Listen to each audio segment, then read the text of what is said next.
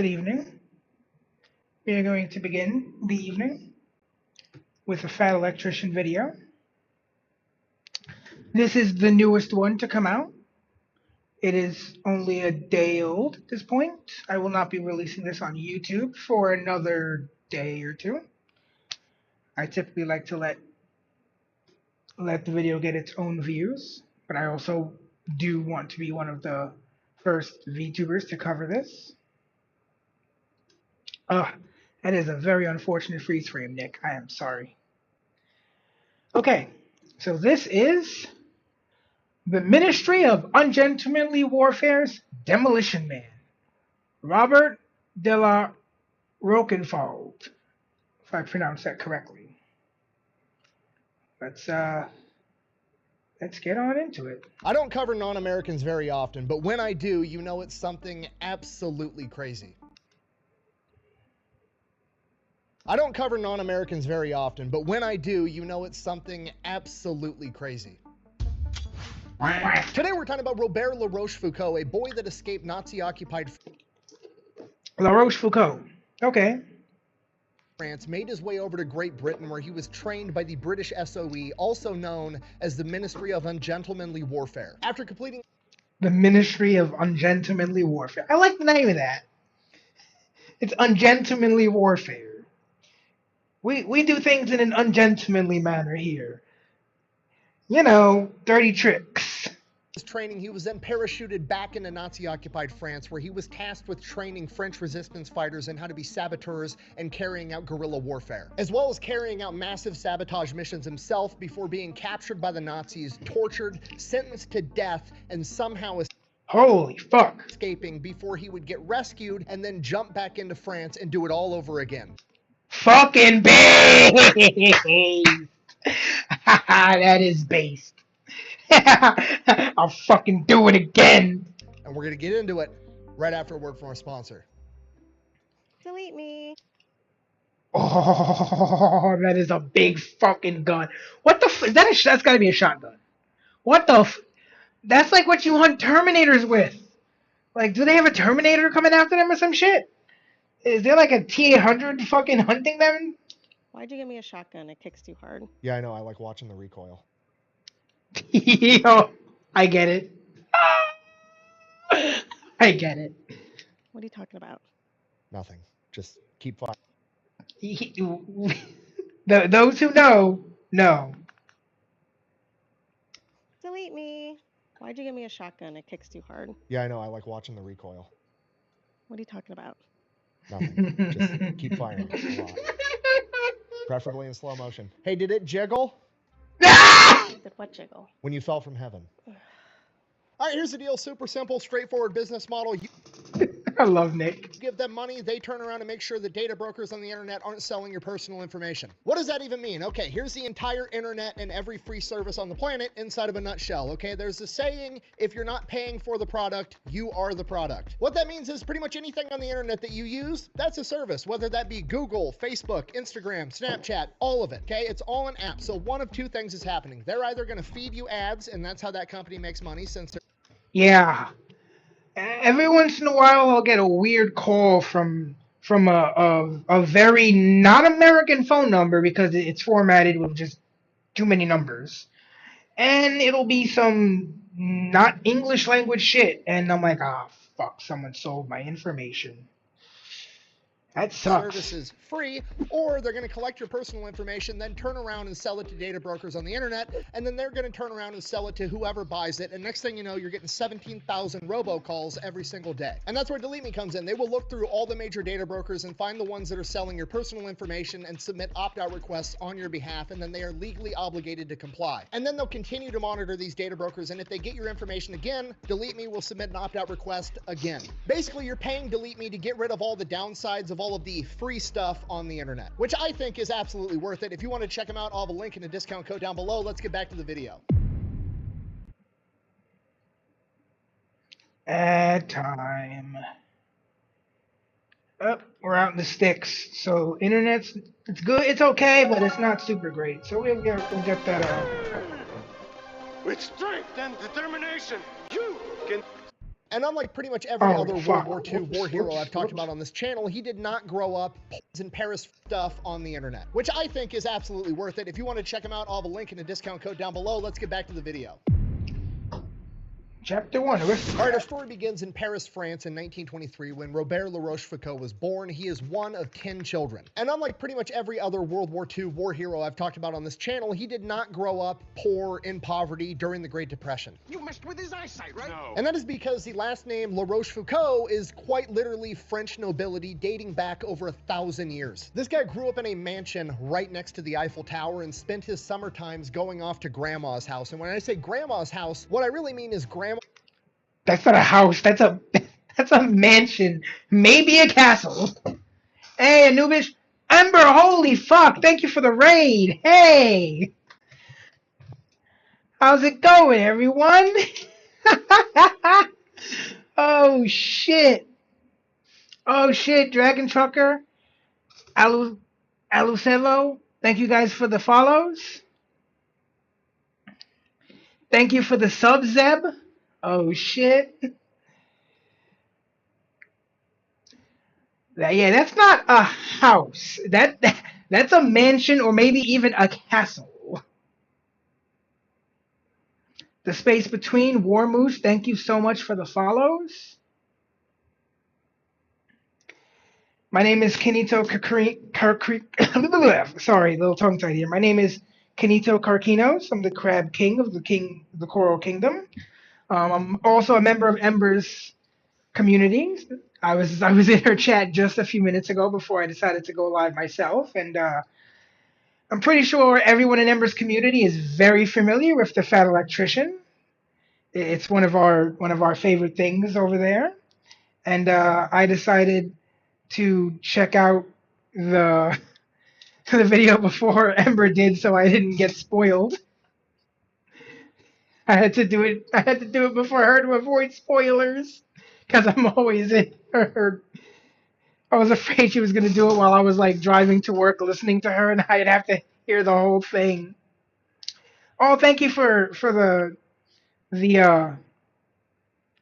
the compliment on my new model. I was working on this a while back, and then I just kind of stopped for a bit, and then I felt the urge to complete it, and I wound up just like banging it out in like an hour, because it was mostly done. I'd gotten frustrated with something, and I figured out how to fix it, and got my new model all souped up.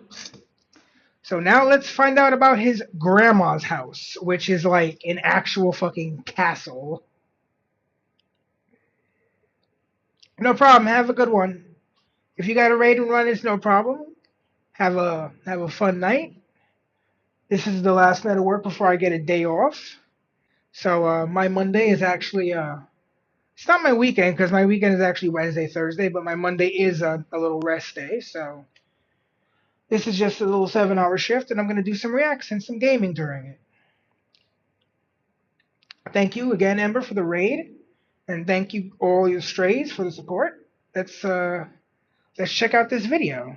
Grandma's castle that had 30 bedrooms. How did he get to grandma's house every summer? Great question. He took the family's private luxury train. Christina. Private train.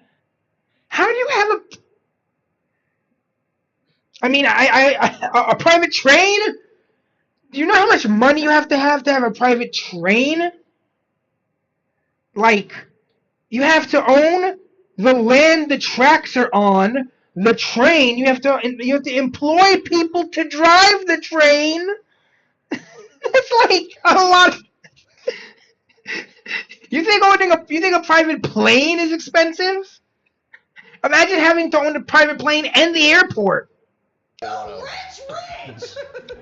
Homie did not have a normal life, okay? He was going to fancy private schools, had everything served to him on a silver No problem, platter, Zeb. literally learned 3 languages by the time he was 18. Have a good one, Zeb. That being said, we do need to understand the culture of the broader society that he grew up in. While he individually may have been living in a life... Well, then you still have to pay the government to use their tracks. They're not just going to let any Joe Schmo be like, hey, can I put my train on your tracks? Like, Yeah, I would rather have a private plane too. I think I'd rather have. I think it was the Osprey. There was one plane that had vertical takeoff landing, and I was like, I bet with practice I could get that in a conventional parking space. That's still very expensive. Engine, a train engine. In order to run a train back then, phrasing, in order to operate a train back then, you needed like a crew of at least like 3 or 4 people. You needed someone to drive the train and look at the direction. You needed people to shovel the coal into the fire of the train and keep it running. You needed someone in like the middle of the train to keep watch over it. You needed a lot of manpower. Nothing about that was cheap. It's not like having a car. Oh, of luxury, the rest of France was still rebuilding its country after World War I. During World War I, France lost approximately 20% of its male population between the ages of 18 thank you for the follow, and 50. Prophet by Literally, think name. of 5 men you know, and then imagine if one of them died, and then extrapolate that out through the entire country you live in. This obviously has enormous ramifications for the entire country and culture, and leads to quite a bit of animosity towards Germany. Because of that, in the Rochefoucauld household, they were not allowed to have any products that were made in Germany, and despite the fact that he had learned 3 languages, he was not allowed to learn German because, as his mother said, he was not allowed to practice such an indelicate tongue. Sounds just like something a French aristocrat would say. An indelicate tongue. Oh, God. On top of that, his father served in World War I and was injured and had to use a cane for the rest of his life. So there was a lot of animosity towards Germany in the broader French culture, as well as in his household specifically. And that animosity got cranked up to about 1,000 when he was 16 years old and Germany invaded France. When Germany invaded France, Paris was considered an open city, which basically meant we don't want you to destroy the entire city. There's a lot of history there. There's a lot of people there. So we're just not going to defend it. You can roll in, occupy, seize that territory, and we're not going to put up much of a fight, which is exactly what happened. And within days of Germany occupying Paris, they started rounding up people they thought could potentially become an issue. And one of the people that came to mind was Robert's dad, who was a World War I veteran and French nobleman that was obviously loyal to France. So they threw him in prison. Because of this, Robert, his mother, and his siblings all fled to Grandma's castle. We make for the refuge of Helm's Deep. While there, he began listening to the radio where Charles I love the little snippets that Nick puts into his videos. de Gaulle was speaking. Charles de Gaulle was a general in the French military that, after France fell, fled to the UK, and he was basically declared the leader of Free France and was going on the radio every day encouraging the French to fight and advocating for France to fight back and reclaim their home. And being a 16-year-old teenager who had a ton of pride in his home country of France and grew up in this family of nobility with all these famous great men that came before him that did incredible things for the country, growing up in a society that already didn't really like Germany, not liking Germany himself, and having them roll in and imprison his father, naturally he ate that shit up. And it gets even worse when the situation in Paris stabilizes, so him and his mom and his siblings go back home and find out that Nazis have occupied their house. Upon their arrival, the Germans agree to let them live in the house, but they're still gonna live in the house too. So now he is quite literally a 16-year-old who does not like Nazis that is being forced to be a roommate with a bunch of Nazis. That is... Yeah, he is going to be bred into having what's the word? Shit. Like a rebellion. He's gonna be rebellious. Like they're setting him up to be rebellious. The bloat, the fog, slow metabolism. Is this just how it is? Oh. I'm Dr. Sarah Rahal. A 16-year-old who does not like Nazis that is being forced to be a roommate with a bunch of Nazis. Oh yeah, German. One of the stereotypes of German is that it always sounds like an angry language. I mean, it does have a very aggressive tone to it. It's one of the reasons I want to learn it. Imagine getting in a road rage incident and getting yelled at in Russian, German, and Japanese.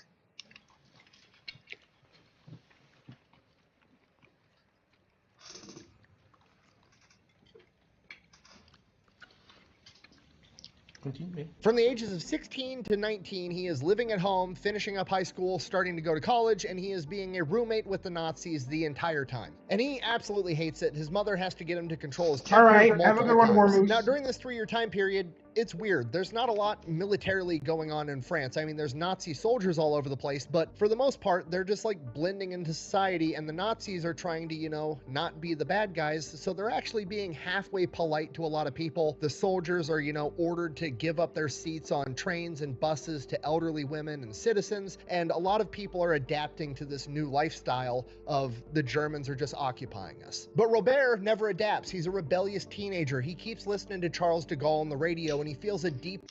Told you. I mean, teenagers are naturally rebellious, but when you push him, when you push the buttons, you're just gonna make them more rebellious. Oh, that is true. Especially when we start cursing in the accent, then we get scary. dishonor. He feels like he's letting down his country and his family legacy because all of the family members that came before him all went off and they fought for France, and he's a 16, 17, 18, 19-year-old kid that can't do anything about it because nobody else is fighting. And then one day, the mailman that delivers mail to the Gestapo headquarters comes to the La Rochefoucauld household and says, hey, I delivered the mail to this police department and they got a letter. I steamed it open so I could read it to see who they're going to arrest next. And Robert La Rochefoucauld has been reported as being a communist sympathizer, and they're going to come arrest him. Now, that's not true, but doesn't really matter. The Gestapo thinks it is, and they're going to come arrest him. So at the age of 19, he has to flee. So he gets 2 fake IDs with 2 different names and then alternates which ID he's That's smart. That's smart. giving every time he has to show his papers. That way it makes it harder for him to track. He makes his way all the way to Spain, where he links up with the resistance, and he tells them that he's actually a French Canadian and he's trying to make his way back to Great Britain so he can keep fighting against the Nazis. Which is brilliant because remember, he's trilingual. He speaks French, English, and Spanish, and this is going to explain his accent to anybody that wonders. So Yeah. by his story, he gets linked up with 2 downed British pilots, and they end up smuggling them back into Great Britain. And he's hoping that once he gets there, he's going to be able to link up with Charles de Gaulle and help fight for France. Once he makes his way to Great Britain, he is interrogated by British intelligence pretty rigorously, which is standard procedure, making sure he's not a spy or a double agent or something like that. And they don't torture him, but what they do is they sit him in a room, they interview him, they ask him all their questions. He lies, he says he's 21, he says he's French Canadian, trying to get his way into Great Britain. And they end up sitting him in this room for hours on end. They feed him a bunch of tea and then refuse to let him go to the bathroom. And then they go in after hours and interview him again to see if having a Why does that sound so British? It sounds like a British form of torture. We're gonna give him a lot of tea and then not let him use the lube. bladder and really having to take a piss is going to change his answer or make him alter his story in any way, which will reveal that he's up to something.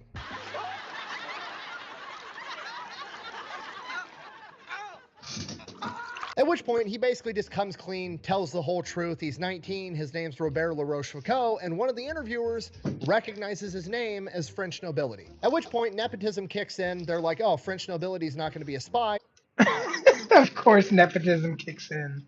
Cool, we're going to send in a guy that'll talk to you if you really want to go fight the Germans, and they send in a guy by the name of P.K. Wicks. And he's an officer in the British SOE, the Special Operations Executive, that Winston Churchill created to, quote, set Europe ablaze. He also gave them the name the Ministry of Ungentlemanly Warfare. Guilty as charged. Nice. Basically, these guys are the inspiration for 007. PK Wicks comes to him. He's like, hey, you're French nobility. We want you. If you'll have you, here's the thing. You got to pass this super rigorous training. But if you pass, we'll jump your ass back into France and you can take the fight to the Germans. Robert is immediately interested because he really wants to fight the Germans, but he still wants to talk to General de Gaulle first to figure out if there's something more he could be doing. So PK Wicks organizes a meeting between Robert La Rochefoucauld and General de Gaulle. They have a meeting. We don't really know what's said, but when he comes out of the meeting, he agrees that he's going to try to be part of the British SOE. From here, they shut him off to training. In the first 3 weeks, his basic training is basically one giant smoke session, running, push-ups, beating these guys up, making them swim when they're tired, making them cold, making them... Okay, I don't think it was exactly that, because I have a feeling that would be, well, the law was a lot, they played a lot a lot looser with the law back then, but I still feel like just flamethrowering a friendly. Hot, trying to weed out all the weak people. Jesus. Robert makes it through. After that, potential SOE Let's see operatives that are again. sorting push-ups, beating these guys up, making them swim when they're tired, making them cold, making them hot, trying to weed out all the weak people. Robert makes it through. After that, potential SOE operatives are sorted into 3 different categories. You've got your general spies, your communication experts, and your saboteurs, your demolition men. What makes me a good demo man? If I were a bad demo man, I wouldn't be sitting here discussing it with you, now would I? From here, he learns everything about sabotage. He not only learns how to make bombs, but more importantly, how to disarm them and use them. utilize those bombs to be most effective. He learns where to put them on a bridge to destabilize the entire structure. If he's going to take out... Oh, he learns advanced bomb theory. He learns how to maximize the damage. This is gonna get fun. He's gonna wreck up some enemy infrastructure. I love it when the guy going to war against the enemy already has a huge grudge against the enemy, because you know they're gonna be like heavily motivated to fuck shit up, and then they get the training to really fuck shit up, and it's like the ice cream and the soda meeting and becoming the ultimate thing. This is factory. React. He learns how to identify the most important components of the factory to take that factory out of commission for as long as possible. He learns that you shouldn't just attack power lines, you should attack the transformers that feed them, because that's what's going to take longer to replace. He learns that you shouldn't just target a railroad or a train, you should also take out all the cranes and heavy equipment that's going to be needed to clear that wreckage to repair it as well. After that, he learns how to be a paratrooper, and then the real spy training starts. You know what, sir? I can't say that I am shocked, because I felt very good about this year's test. The SOE brings in a guy by the name of Eric Sykes, who's regarded as like one of the best combat shooters in the world. He's going to teach these guys how to use guns in actual combat, not just go set out on a range and shoot at a static target. He's going to put them through full-on shoot house training, and he's going to learn from the best. After that, they bring in Eric Fairbairn, who's one of, if not the best hand-to-hand combat experts at this point in time in the entire world. This guy was former British military, and then after that went off and became a cop in Shanghai, which was one of the most violent cities in the world at this point in time. While he was there, he was jumped by a gang and stabbed 12 times. That's like 50 Cent getting shot a bunch all those times and still not dying. That's Just a flesh wound. Somehow he managed to survive, and then decided that shit's never going to happen again, and decided he was going to learn every single martial art that he could. This guy studied jiu-jitsu, became a second-degree black belt in judo, studied boxing, kickboxing, savate, wrestling, knife fighting, and anything else he could get his hands on. While he was still being a cop in Shanghai, his official police record logs over 600 real-world fights, and he helped found the first ever SWAT team in world history. So between Sykes and Fairbairn, they basically turn him into John Wick. Damn, the first ever SWAT team. In a fighting system that they refer to as gutter fighting. Yeah, because in the streets, it's essentially, I hate to say it, but it's kind of kill or be killed in a street fight, because there's no referee who's gonna break shit up when it gets too nasty. It's just, it's two people and the weaker at the mercy of the stronger.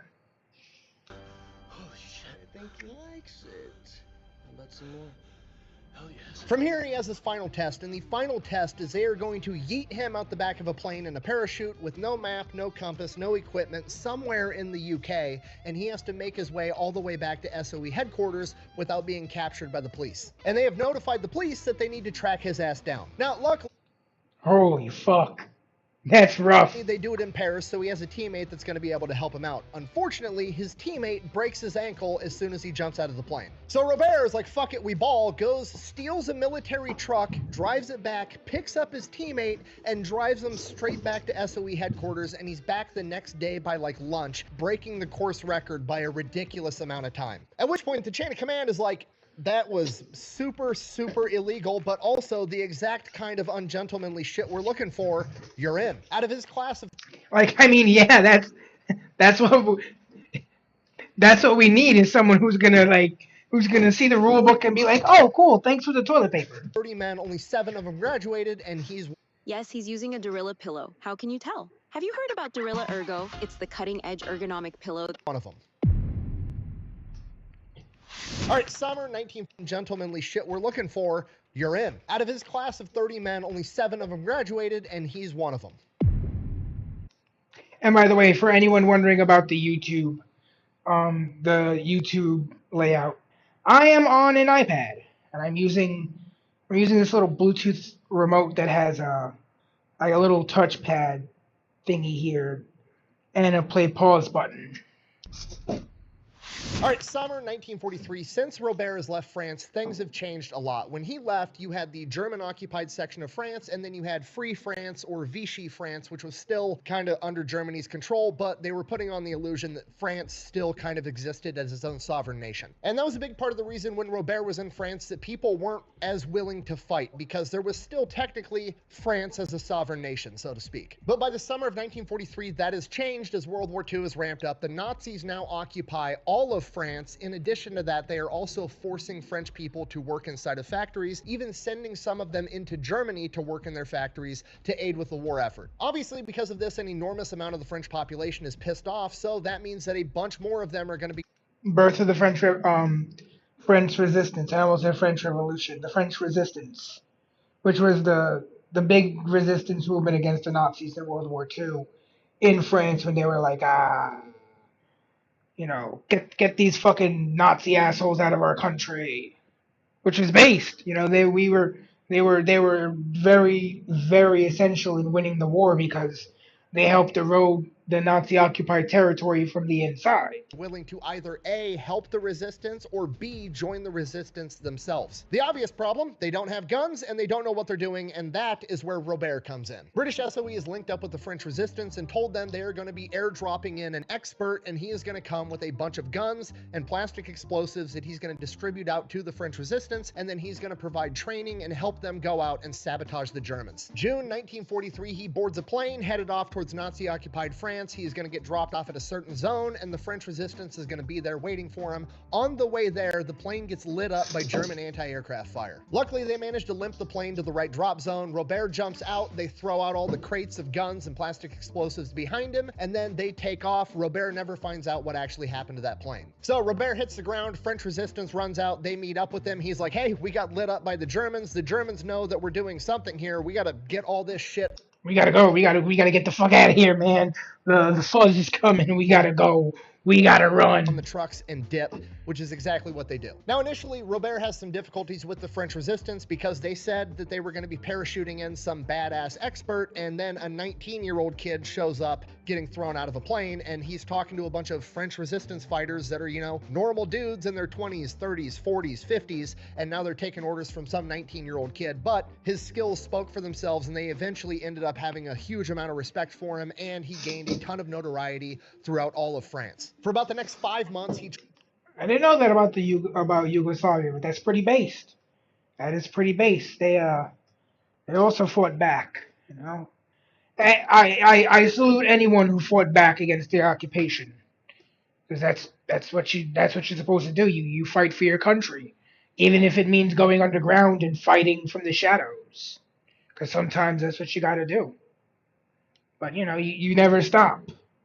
You never surrender. Trained dozens of French resistance fighters in how to be saboteurs, using guns, using plastic explosives, as well as carrying out sabotage missions himself. During this time, they took out a ton of rail lines, they took out a power plant, and they took out a repair yard for German heavy equipment. So things are going really well for about 5 months, but then obviously as the French resistance continues to get bigger and continues to get more effective, the Nazis are going to react, and they start sending in more secret police, and they actually have these secret police go in and start joining the French resistance so they can figure out who's who, and then they start arresting everybody. And by November of 1943, it gets to the point that they are capturing a ton of people, so a lot of the French resistance fighters, Robert included, all just kind of have to lay low for a while. So he goes out in the country, finds an abandoned barn, and he's just living inside of this abandoned barn, trying to go unnoticed by absolutely everyone. Robert is especially scared of getting captured because by this point in the war, the Germans somehow have figured out that the British SOE, the Ministry of Ungentlemanly Warfare, exists, and Hitler has signed the order that they are to be killed on sight. Now, technically, that is a war crime, but the Germans argued that because they were operating in civilian clothing in German-occupied territory, they were an illegal combatant, so they were allowed to kill them. On top of that, the Germans aren't super renowned for caring about war.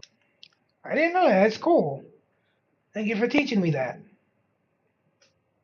I'm among the subjects I'm a big nerd on, history is one of them, and World War II era is one of my favorite areas to focus on because so many of those events shape the world we live in today, and it's just it's amazing to see how those circumstances unfolded and created the world we live in now. Crimes in the first place. So Robert is laying low inside of this abandoned barn out in the country for about a month. It's just long day after long day, waiting, and then one day on December 7th, 1943, a bunch of cop cars pull up to the barn. They go inside the barn, they arrest Robert. Robert tries to feed him a line of bullshit like, oh, I'm just, some homeless guy that's traveling. I got tired. I pulled over in this barn to take a nap. The Germans then search the barn, find a bunch of plastic explosives and submachine guns, and he's like, those aren't mine. Obviously, they don't believe him. I don't even know what this is. This sort of thing ain't my bag, baby. One book, Swedish-made penis enlarger pumps and me. This sort of thing is my bag. Oh. Baby. At this point, Robert is like, okay, well, I'm dead. I'm about to get shot in this barn right now because I'm British SOE. But that's not what they do. They handcuff him, they throw him in a car, and they start taking him off to prison. I will definitely look that up because the whole, Stalin was.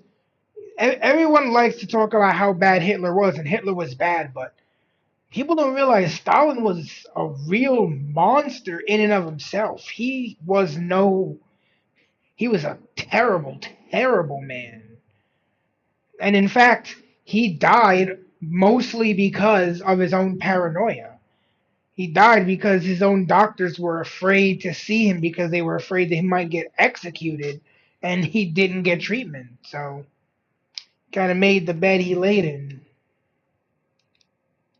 At this point, Robert is like, okay, well, I'm dead. I'm about to get shot in this barn right now because I'm British SOE. But that's not what they do. They handcuff him, they throw him in a car, and they start taking him off to prison. And the entire car ride there, he's like, why didn't they just kill me? What is going to happen next? Oh, they're probably going to torture me and then kill me. Great. And he's like trying to figure out why they didn't kill him right there on the spot like they had orders to do. And it dawns on him, they probably didn't do it because he speaks fluent French, doesn't have an accent, and the dude kind of looks French. His family's been there for 1,000 years, so they didn't just instinctively think that he was British SOE. Realizing this, when he gets to the prison, for the first and only time during his operational career, he actually gives the Germans his real name because La Rochefoucauld, super French name that's well known, and then that's going to add to, oh, he's just French resistance, he's not British SOE, so at least he won't get executed immediately. From here, he gets thrown in solitary confinement for a couple of days. Obviously, they're trying to soften him up before they interrogate him, but he's already been in solitary confinement for like the past month inside of a barn, so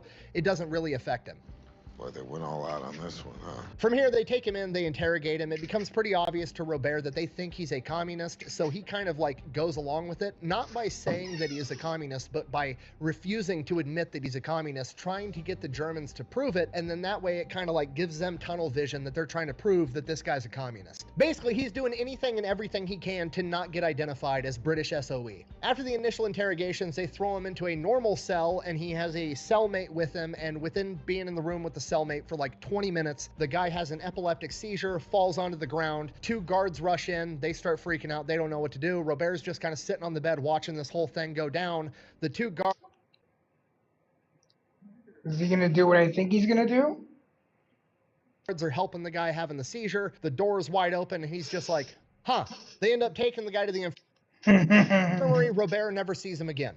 From here, they start interrogating Robert every day for multiple hours a day. When I thought he would have made a break for it, but that was probably the smart thing to do to not. Interrogating, I mean torturing. Now, we don't know exactly what Robert himself was subjected to, but we do know the methods that were being used in this prison at this time period. Those included waterboarding, getting beaten with bats, having your testicles shocked, having the soles of your feet cut open and being forced to walk on salt, the pulling out of teeth, the pulling out of fingernails, and there's even a couple accounts of prisoners being forced or strapped down over a toilet that was full of starving rats. And this goes...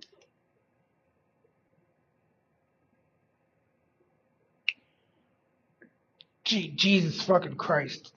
That last one. Let's go back. Salt, the pulling out of teeth, the pulling out of fingernails. I mean, those 2 things are pretty fucking bad. Especially the teeth is bad. when a fingernail comes out, that is a fucking pain and a half.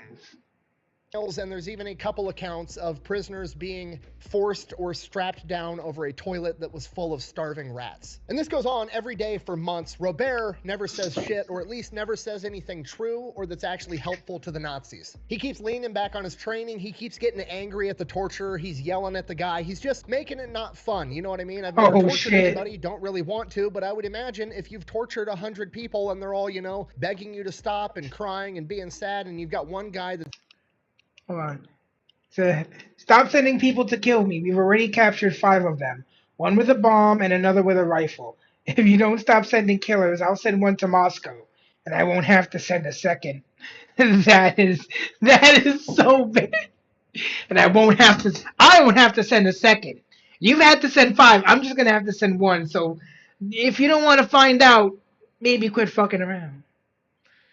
Never says shit, or at least never says anything true or that's actually helpful to the Nazis. He keeps leaning back on his training. He keeps getting angry at the torturer. He's yelling at the guy. He's just making it not fun. You know what I mean? I've never tortured anybody. Don't really want to, but I would imagine if you've tortured 100 people and they're all, you know, begging you to stop and crying and being sad, and you've got one guy that's yelling at you being a dick, it probably makes it a little bit less.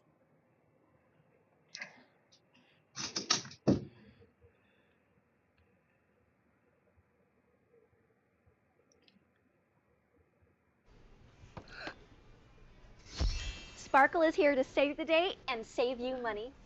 See, where did you get those relics from? 100 people and they're all, you know, begging you to stop and crying and being sad, and you've got one guy that's yelling at you being a dick. It probably makes it a little bit less fun. Where did you get those relics from? The Ferran's garage sale? No, I don't think you want to be tortured. I don't want to be tortured. You're just like taking all the fun out of it. During this entire time, the only good thing that happens is, for some reason, I have no idea why, the Germans are still allowing the prisoners to receive mail. And there's somebody from inside the local community that is sending in care packages to just random people. And Robert keeps getting these care packages with like chocolate and food and bread and shit. And that's what keeps him going. Other than that, it's just day after day of getting tortured for hours upon hours. And this goes on for months. December, January, February.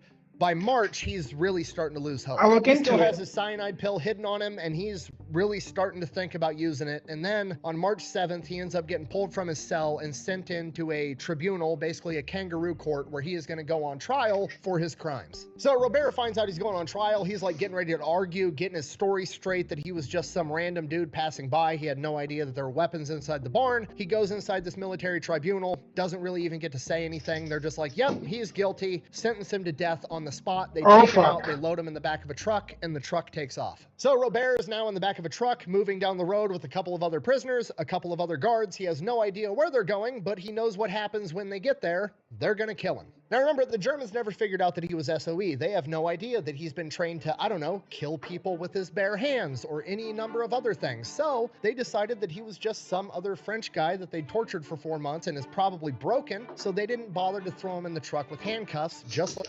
Oh, no, they didn't. Oh, they fucked up. Remember what I said about finding out after you fuck around? Well, they're about to, the FO is about to meet the FA. Any other type of prisoner. So Robert hits one of the guards and jumps out of the back of this moving truck, tucks and rolls, and takes off running as fast as he can. The other guard stands up, starts shooting at Robert, but only for a second, because after the first couple of bullets, which missed, the driver ends up slamming on the brakes because he hears gunfire, not knowing what's going on, ends up knocking the guard down, and it gives Robert enough time to make it to the corner. Oh, God. What do they hire the fucking... They hired some people from Hogan's Heroes? And turn it so he's not in their direct line of sight. From here, he just keeps running as fast as he can, taking every single corner, every back alley, trying to lose the Germans. After a couple miles, he hasn't heard the truck behind him in a while, and he's finally starting to think to himself, okay, cool, I managed to lose that truck. He turns one more corner and runs smack dab into a Nazi headquarters building. Nazis. I hate these guys. At this point, he's like, fuck, what do I do? Because if I turn around and run the other way, that's going to look suspicious. There's guards in front of this place. Okay, I'm just going to play it cool. Stops running, starts walking, acting and pretending like he's supposed to be there. The problem is, he's still wearing his clothes from... Don't be suspicious. Don't be suspicious. Don't be suspicious. Don't be suspicious. 4 months ago when he was captured. He's got a beard. He looks like shit. He smells terrible. Whatever. We just got to Fuck suspicious. roll with it. And he keeps walking towards this Nazi headquarters building and goes to walk right past it. And right at the main gate, there's this big fancy Nazi limo with little Nazi swastika flags on the side. And he kind of looks inside of it. There's keys inside the limo, looks across the street. The driver is clearly waiting for somebody, smoking a cigarette. Press triangle to enter a vehicle? Right across from the limo, and he's like, fuck it, jumps in the limo, turns the key. Press triangle to enter a vehicle. Peels out. What goes around comes around. The driver across the street pulls out a pistol, starts shooting at the car, doesn't do any real damage. He turns a corner. He's doing the same thing now, but inside of a car, just speeding off, taking corner after corner, not knowing where to go, not knowing what to do. And then he sees a sign, Paris, that way. And he's like, okay, well, at least I know people in Paris. So that's where he goes. Makes it to the outskirts of town, runs face first into a Nazi checkpoint. Again, can't just, turn around and try a different route because that's going to look suspicious, especially if they've already radioed to look out for this car that he just stole. So he just kind of joins the queue. He gets in line with all the other cars waiting to get their papers checked and get waved through. And he just waits and he waits. And then he's up next. Act casual? Germans start walking up. There's no cars in front of him. He just floors it and drives through the barricade. Or you can go with plan B, just brute force it. I think I like that plan a little bit better. Germans start shooting up the car. They hit the car a ton, but luckily they don't hit him. From here, he drives the car as far and as fast as he can until there's black smoke just coming out of the hood of this car. And he's like, okay, gotta ditch this thing. Finds an abandoned quarry, drives it into the abandoned quarry off of a cliff. It explodes, and now he's just out in the middle of nowhere with absolute... That's some Grand Theft Auto shit, just... walks away. Nothing. And from here, he does the exact opposite of what you would expect him to do. He goes out into the woods, sleeps overnight, and then in the morning, walks back into the same town that he just escaped. And his logic was the Germans last saw him heading as fast as he could out of town. They're probably not going to be looking for him too hard inside of town, so that's exactly where he goes. And he decides he's going to go to the only place he knows where somebody kind of sort of might actually like him, and he goes to the return address that was on all those care packages that he got when he was in prison. It ends up being a Nazi-occupied hotel, and the guy that was sending all the packages is the guy that runs the hotel. So he goes there, that guy takes him in, gets him cleaned up, feeds him, lets him stay there for a couple of days while he gets him fake papers, and then he smuggles him out of town in the back of his truck in a giant pile of hay. And as they go through the Nazi checkpoint, the guy's like, oh, I'm just, I run the hotel in town. All the Nazis know who this guy is. He runs the Nazi hotel. He's like, I'm going to feed all this hay to my sheep. The Germans go in, they stab the hay pile with bayonets, somehow missing La Rochefoucauld every single time, and then they make it out of town. They go... I bet he was fucking wigging out when that shit was happening. For the next town over, go to the train station, uses his fake papers to get on a train headed towards Paris. Once he gets on the train, he's sitting in the back and he can see Nazis coming through inspecting everybody's papers. And he's like, oh shit. And he's like, okay, well, I've got fake papers, but I don't know how good these fake papers actually are. They were good enough to get past the guy running the train station, but he's not a soldier clearly looking for somebody. And if these guys find out my papers are fake, it's game over. So he gets up, goes to the bathroom, crams himself into the little cabinet underneath the sink, and stays there for the entire train ride back to Paris. Holy shit, that's got to be uncomfortable. Once he gets back to Paris, he goes to his aunt and his uncle's house. They're happy to see him. They feed him, they clothe him, they get him everything he needs for a couple of days. He links back up with the French resistance. They get a message over to British SOE, and a couple of days after that, he gets extracted via either submarine or gunboat, depending on which source you want to read. Makes it back to Great Britain, gets interrogated all over again, making sure that he didn't get turned into a double agent, and from there, he gets to spend some time recovering from getting tortured and starved for...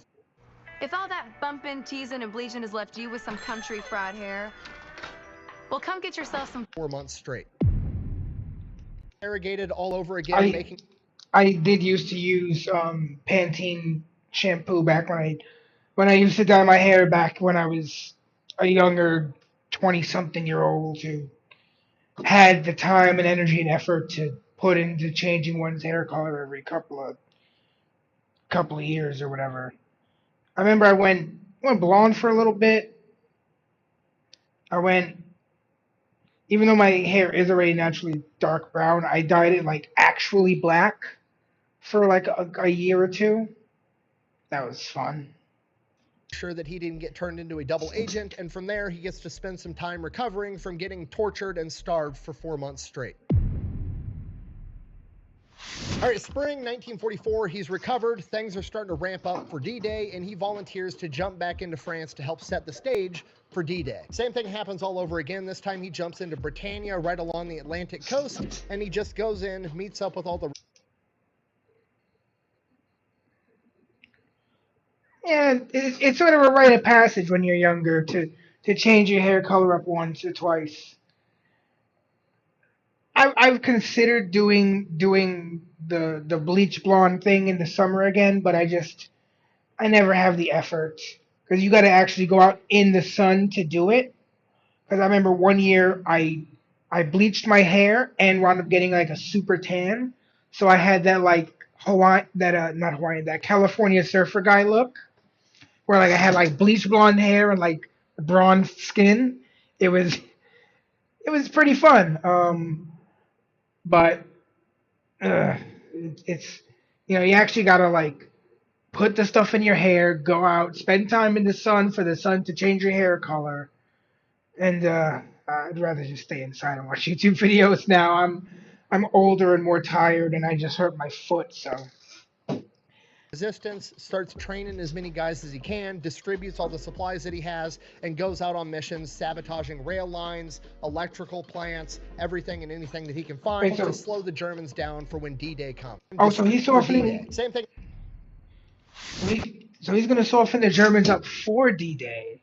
I like this because D-Day worked because of so many things behind the scenes that sort of tipped the odds in our favor, because D-Day was already not in the Allies' favor, and it succeeded because we had the operation we saw before with the inflatable tanks and the fake army, because of stuff like this where they softened some of the defenses beforehand. Because if we hadn't done that and the Germans were all fresh and ready and prepared, they probably would have just drove us back into the sea, and we'd probably all be speaking German right now. Spring 1944, he's recovered, things are starting to ramp up for D-Day, and he volunteers to jump back into France to help set the stage for D-Day. Same thing happens all over again. This time he jumps into Britannia right along the Atlantic coast, and he just goes in, meets up with all the resistance, starts training as many guys as he can, distributes all the supplies that he has, and goes out on missions, sabotaging rail lines, electrical plants, everything and anything that he can find to slow the Germans down for when D-Day comes. And again, the same exact thing happens. He's there for like 2-3 months, and then the Germans start realizing that the French resistance has suddenly gotten way more effective, so they start sending in a bunch of more people to break up the French resistance, and he's like, I'm not getting fucking... One moment. Oh my god. It's cold. I'm in a little like, I'd say like 10 by 8 little thingy. So the air conditioner here just makes this whole thing into an ice chamber real quick, so I had to turn it off. Sabotaging rail lines, electrical plants, everything and anything that he can find to slow the Germans down for when D-Day comes. And again, the same exact thing happens. He's there for like 2-3 months, and then the Germans start realizing that the French resistance has suddenly gotten way more effective, so they start sending in a bunch of more people to break up the French resistance, and he's like, I'm not getting fucking captured again. I've made it this far without getting captured. Yeah, that's unfortunately the downside to running a resistance movement is once you get to a certain point of success, you start to attract attention. I did a bunch of damage. He calls in, gets extracted, makes his way back to Great Britain. That's all, folks. All right, April 29th, 1944, the British launch a massive bombing campaign on a French munitions factory that is building ammo for the Nazis, and they bomb the holy hell out of it, but it's only down for about a week before they start producing ammunition again. At this point, the British are like, okay, a couple of options. We could bomb it again. I mean, bombs are effective, but they're not like pinpoint accurate. We're not going to be able to go in there, find out where the most important parts of this factory are, and target those specifically. Or we could send in the dude who we specifically trained to do that stuff. Just kind of like trying to blow the whole thing to hell. But the downside is it's really risky. You're putting all the planes, all the soldiers' lives at risk. It's a big deal. So we could also just have a saboteur go in there, pinpoint a couple of things, and take this factory out of commission. And that's what they decide to do. They call up Rochefoucauld, he jumps back into France, and now he is tasked with taking out this munitions plant. Only problem, it's not the French resistance waiting for him at the drop zone. Somehow, it's the Germans. They ambush him and capture him almost immediately. Well, fuck. They throw him in the truck, take him to some house, they start interrogating him. After a little while, he hears a bunch of trucks pull up outside, and he's like, oh great, the Nazis are here to take me to the real prison where I'm gonna get tortured all over again. And then the whole house just starts getting lit up with machine gun fire. He hits the deck, dudes come in with guns, kill all the Germans. It was the French resistance. Nice, they did a rescue Supposed to operation. meet him there originally. They went out there, got the guns, came back for him, and then killed all the Nazis. At which point he's like, great, perfect, wonderful. Okay, now back to this munitions plant. He links up with the resistance. They start talking it. They case the place. This munitions plant is absolutely massive. Every single worker that goes in there has their papers checked going in and coming out every single day. This is not going to be easy. He has to figure out how to get fake papers for this plant. He has to figure out how he's going to smuggle in all the explosives, and he's going to have to figure out how he's going to get out once the explosives go off. So they go out, they end up finding a bunch of the maintenance crew for this factory and convince them to help him. They use those guys as actual IDs to make fake IDs for Robert and like 4 other resistance fighters. Then using Robert's knowledge of how to sabotage stuff and the maintenance guy's knowledge of how the factory actually works and what's important, they come together and figure out which targets are going to hit, mainly water mains and electrical rooms. Then they got to figure out how they're going to get the explosives inside the factory. So they hollow out their shoes and they're going to smuggle explosives in their shoes. So they load their shoes up with explosives. Next day they The original shoe bombers. show up to work. They all kind of stagger throughout this line. And like I said, this factory is huge. There's over 5,000 employees, right? And there's only like one checkpoint. So the Fuck, 5,000 employees? I mean, I don't know how many people work here, but it's a lot of fucking people. dude that's checking papers is not like heavily scrutinizing. He's like, good, go, good, go, good, go. It's not real in-depth. Robert didn't realize that. He gets to walk right through. They get inside, they actually go to work. They work a full shift. At some point during the day, they go to the bathroom, hollow out their shoes, get all the explosives out of it, and then go stash it somewhere inside the place. And then tomorrow, they're gonna come back and do it all over again. After that, they finish working their shift, quitting time, the horn blows, they all go home, they go back to the hideout, they have a big party because the plan is working. But Robert is like, okay, these guys aren't checking us that heavily, and I wanna hurry this shit up and blow up this munition plant because every day we're making more ammo. You know, we need to stop that. That's the whole point of the mission. So I'm gonna predict they're gonna hide the bombs in the lunch boxes, because for some reason lunches are like almost never checked. Even to this day, food is like almost never checked. he needs to figure out how to get more explosives in every single day, because at this rate, it's going to take forever. So he figures the only thing you're really allowed to bring into this factory is your lunch. So we need to figure out how to get more plastic Told ya! explosives inside of our lunch boxes. It's literally the opposite of the Johnny Cash song where he steals a Cadillac one piece at a time and it didn't cost him a dime, except now Robert is smuggling in plastic explosives to blow up the entire factory. So what he does is he goes down to the grocery store, buys a baguette, a loaf of bread, cuts the end off, gets a spoon, hollows out. I mean, if you've heard the stories of French bread, it in and of itself is a weapon, because from what I heard in ancient France and like the way traditional French bread was made, is it was made like twice a year and then just stored. So by the time it was eaten most of the time, you had to put it in soup because it was fucking, you could break your teeth on it. And I have broken teeth on not French bread, but a Kaiser roll. But bread can get hard enough to break teeth. I can absolutely 100% testify to that.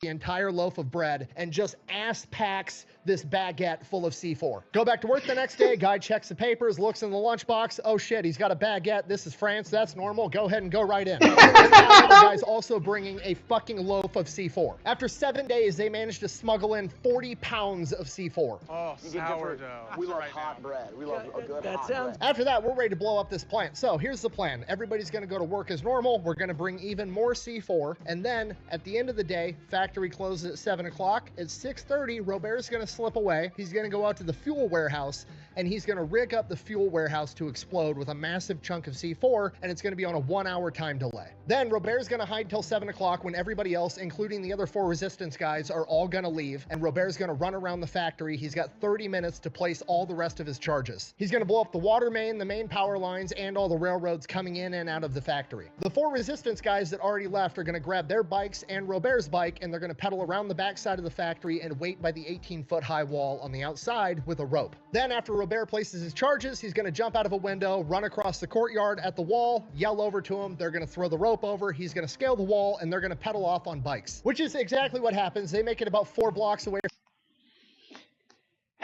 That is the most French, that is the most stereotypically French operation in the history of operations. The factory before there's a massive chain of explosions, and then they make it back to the safe house, have a humongous party, and get completely shit-faced. From here, Robert radios over to British SOE, says mission successful. They radio back a single word: congratulations. That munitions factory was then out of commission for 15 days straight, and it's unclear how effective they were after they did start manufacturing more stuff at the location.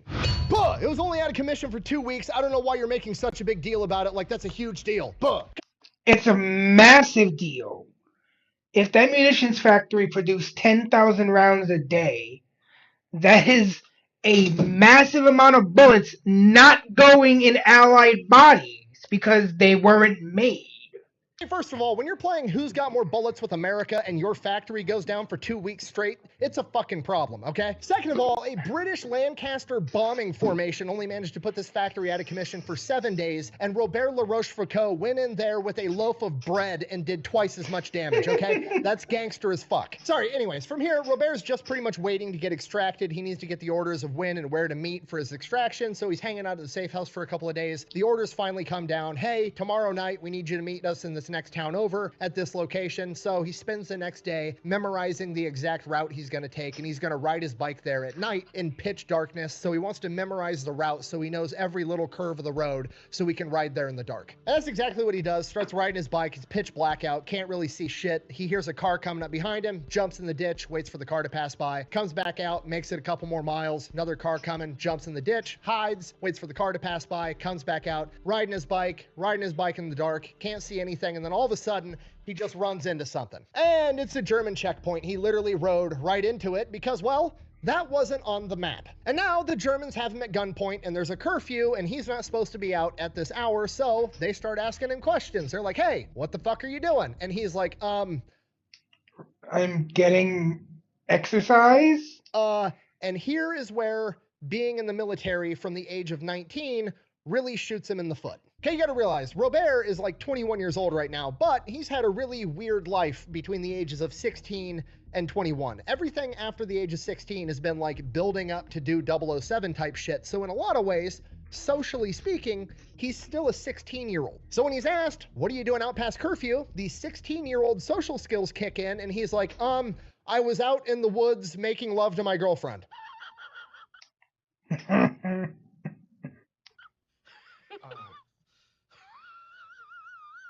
Okay, now for a 16-year-old boy making out with his girlfriend in the woods, great excuse. Highly probable, definitely what's going on here. For a 21-year-old man, not so much. That just got done working at a factory, not a great excuse. German guard says, and I quote, why don't you fuck your girlfriend at home? Robert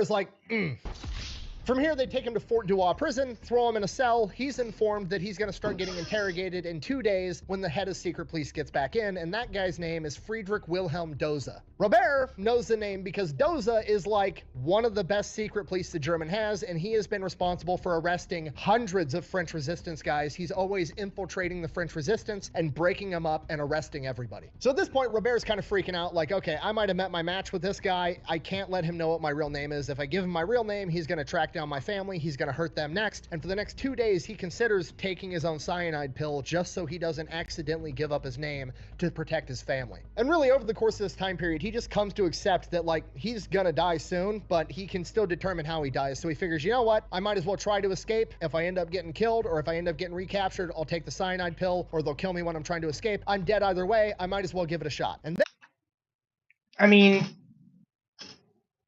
it's pretty. It's a shitty situation, but a decent plan. then he has an idea. He remembers back to the last time he was held in a prison, and that one guy had an epileptic seizure, and the guards ran in and started helping him. Now, he's in a cell by himself, so he hangs around, he waits till the guard is walking by, and then he has an epileptic seizure. The guard unlocks the door, runs in to help, and then Robert grabs him, throws him on the ground, snaps his neck, and kills him. And here Robert fucking nice. is just kind of like, that was easy. I just killed a guy. You should find yourself a safe house or a relative close by.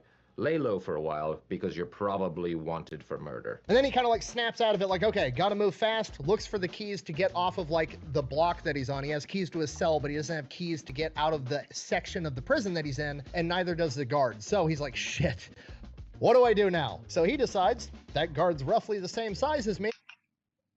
Yep.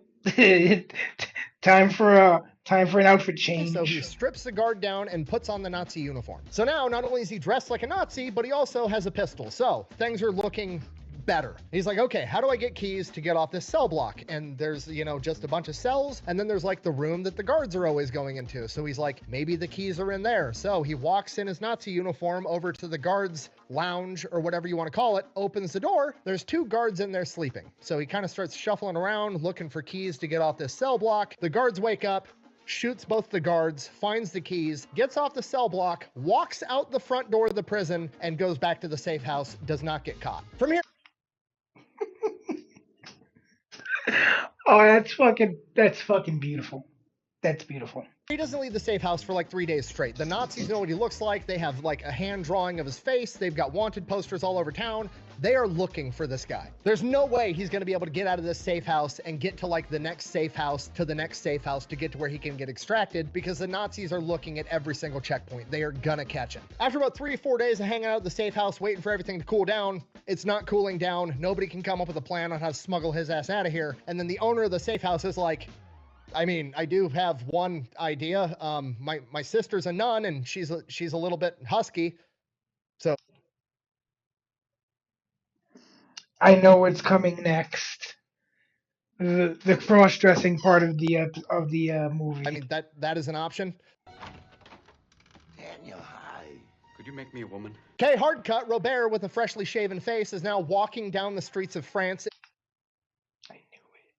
The nun outfit, literally waving at Nazis as he walks by, and nobody suspects a thing. Robert makes it all the way to the next safe house, goes up, knocks on the door. A woman answers the door. He knows he's looking for a guy. I don't know his name. Mike, Rob, whatever. So, in a female voice, still trying to, you know, put up the impression that he's a nun, not knowing if this woman's to be trusted or not, he asks if, you know, oh. Yeah. Yeah, in fact, I think the anniversary of his passing was a couple of days ago. He was in a lot of movies that I loved as a kid. Fern Gully. I was a big fan of Fern Gully as a kid. Rest in peace, Robin Williams. Was Mike here? And she's like, yeah, I'll go get him. Mike comes. And of course, Mrs. Doubtfire. Mrs. Doubtfire. That was another. Oh God, that was a classic movie. God, just remembering that movie makes me feel old. But yeah, let me get some salute emotes in there too. The door, and Mike is like, sees this nun in front of him, and he's like immediately like upset and distraught, and he's like, oh no, sister, are you going to tell me that he passed away or he was captured? Thinking, because he's been waiting for Robert Le Rochefoucauld for like 4 days. He was supposed to be here 4 days ago. So he's thinking in his head, this nun is coming to inform him that his friend that he's been waiting for has passed away or whatever. At which point, Robert, using his man voice, is like, bro, I'm right here. Can I help you, man? Oh, sorry I'm late, but after all those scotches, I had to piss like a racehorse. He goes inside the safe house, tells him the story. The woman that answered the door is actually this guy's wife, tells her the story. They all have a good laugh. From here on out, he's hanging out at this safe house.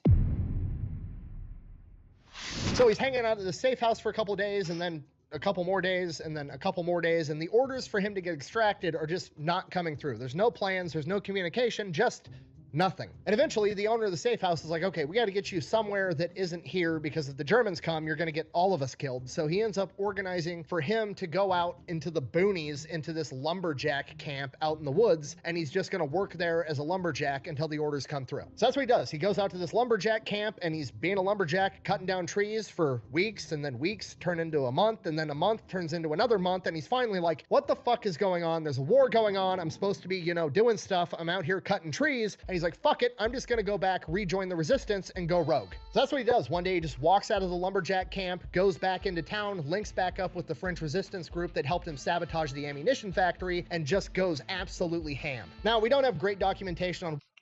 I mean, might as well go for broke, right?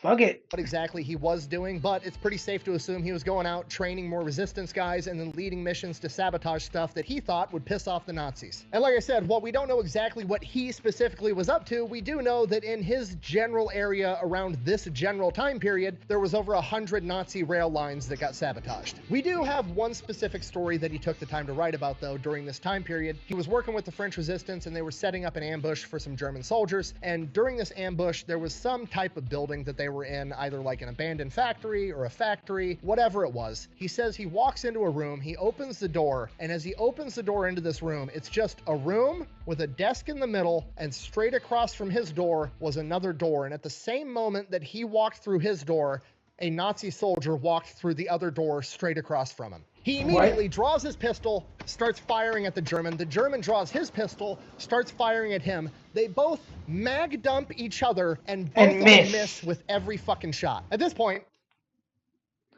that is like a very common, I don't want to say trope, but it's a very common story that is just not supposed to happen. You know, at that distance, you should be able to land one shot, but sometimes it just happens.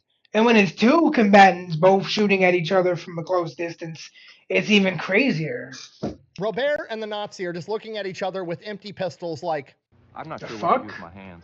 Be good just to hold him down by your side. Yeah, great. Like, what is the protocol here? Do I hurry up and try to reload faster than him and then shoot him and hopefully I hit him this time even though I didn't with the last 7 bullets? Or do we just have a fist fight to the death? What's the plan? So Robert and this Nazi are both just kind of looking at each other, probably for like a split second, but I bet it felt like forever. And they're both just like... Oh, it definitely felt like Look, forever. a perfect sandwich symphony. Nothing could be better. Okay, it just got better. And they both, at the same time, turn around and go out the door they came in and shut the door behind him, never go back. Robert never saw the guy again.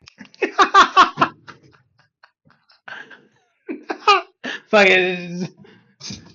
We tried. So he goes rogue for a couple of months, has a bunch of missions, presumably, does a bunch of stuff, trains a bunch of people, whatever, and then the entire landscape of the French resistance changes. Now, when you talk about the French resistance, a lot of people just assume that it's all the same thing. Like there's just one organization, one big entity that is the French resistance or the resistance, right? That's really not how it worked at all. There's a bunch of different factions of French resistance, and they were all doing different things, and some of them did not like each other and would work against each other. It was kind of a crapshoot. So you had factions of resistance that were loyal to what France used to be. They're essentially loyal to General de Gaulle. They're loyal to Free France. They want things to go back to how they were before the Germans showed up. You also have factions that are communist that want France to get taken over by communists and become a communist nation. And then you have other factions that are like comprised of almost exclusively Jewish people or whatever. So you have all these different factions with different motives, and they're not always working together. Well, by this point in time, D-Day has happened. Allied forces are here, they're liberating France, and because of this, General de Gaulle comes back, and he basically puts an end to all the resistance that is loyal to him. They're like, okay, we don't need the French resistance anymore. If you want to fight for France, you can quit being part of the resistance, and you can just come join the Free French Army, and you can be directly underneath me. And because obviously La Rochefoucauld is loyal to General de Gaulle, that's exactly what he does. So La Rochefoucauld joins the French army, and the French army is like, okay, we've got this guy that's basically fucking James Bond. He's been doing 007 shit for years. We should probably just give him some orders and cut him loose, or put him in charge of some people and get him into the action, right?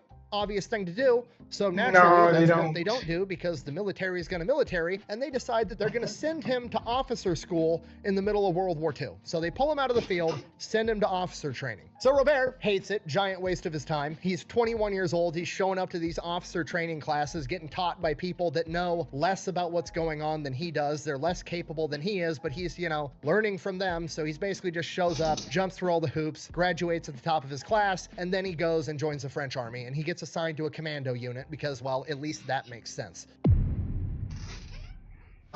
Now, by this point in the war, Germany is pretty much pulled out of France. The Allies are there. They're retaking France. But there's a couple of locations where they left a bunch of soldiers behind and they were going to try to hold them, mainly submarine bases on the Atlantic coast. The one that we're going to be talking about today is right outside of Bordeaux. These German submarine bases were basically impenetrable. They had bunkers, pillboxes, casemates, hundreds of thousands of mines around them. And then the concrete was so thick, they were basically immune to Allied bombing. And Germany wanted to keep them running as long as possible because they wanted the U-boats out in the Atlantic harassing Allied shipping, which is going to hamper the entire war effort and make it harder for the Allies to push into Germany. So Robert and the commando unit that he's in have been tasked with taking out this massive sub-base right outside of Bordeaux. And this is called Operation Venerable, and it happens on April 14th, 1945. Now, like I said, these submarine bases are basically impervious to Allied bombings, or at least conventional Allied bombing. So the Allied forces decided they were going to use a different type of bomb. Unconventional. Napalm. You know, jungle jelly, sweet, sticky fire. If we can't blow you up, we're just going to slow roast you alive, was basically the plan. So they go in, all the commando troops get ready, they get staged, they napalm bomb the holy hell out of this place, and then... I mean, you know how the song goes, right?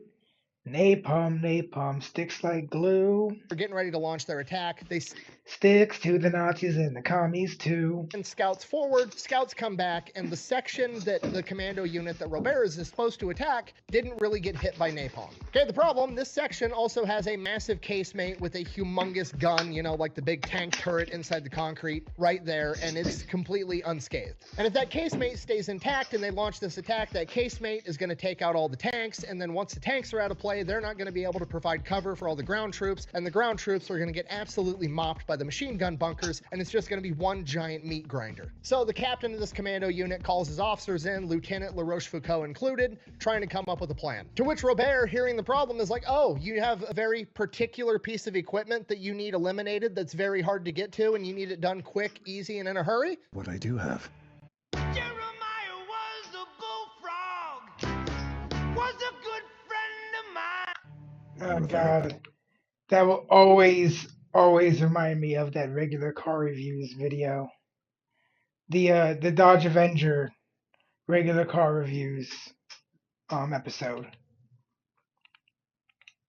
Is like, oh, you have a very particular piece of equipment that you need eliminated that's very hard to get to, and you need it done quick, easy, and in a hurry? What I do have are a very particular set of skills. Now, the captain is hesitant. He knows about Rochefoucauld's background, but he's still like, how is one dude going to go in there and take out this massive casemate by himself? I don't know if it's worth it. To which Rochefoucauld is basically like, look, I mean, we're going to get slaughtered tomorrow anyways. If I take me and like 3 other dudes with me and we end up dying on this mission and we fail, is us being at the battlefield tomorrow going to make the difference on us getting slaughtered now or then? Like, you might as well let me throw the Hail Mary. And the captain is like, you know what? You're right. Fuck it. What do you need? To which Robert is like, okay, here's what I need. I need a rubber boat. I need some volunteers, and I need a loaf of bread. I mean, a bunch of plastic explosives. That night, they take the rubber boat. They paddle around the backside of this submarine base with nothing but a single flashlight to light their way. It takes them about 2 hours to get there. They crawl up the beach. They make it to this massive... Oh, actually, excuse me. I'm fine. Just vaped. I don't know what Three Dog Night is, but the video I was referring to is there's a channel called Regular Car Reviews, and they do comedic reviews of regular cars, and it's just there's a few of them that I always watch and just make me laugh because one of the hosts has just some of the absolute funniest jokes. In fact, I think I'll react to one of the new ones soon.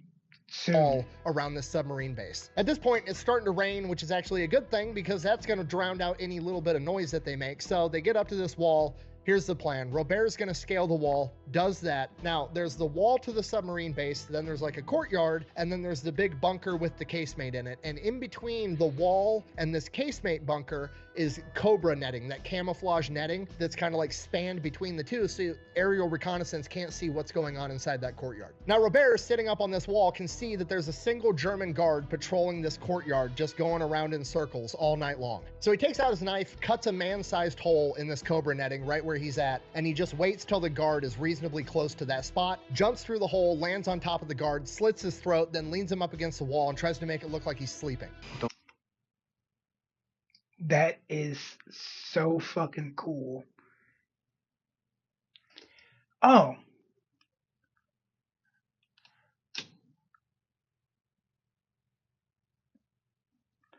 Thank you for the follow, nickname.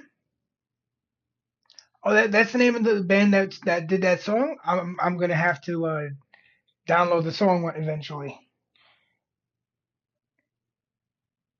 But that is so cool. He cut a hole in the netting, slipped through, and just slid. That's like that's a stealth mission. Some stealth mission shit.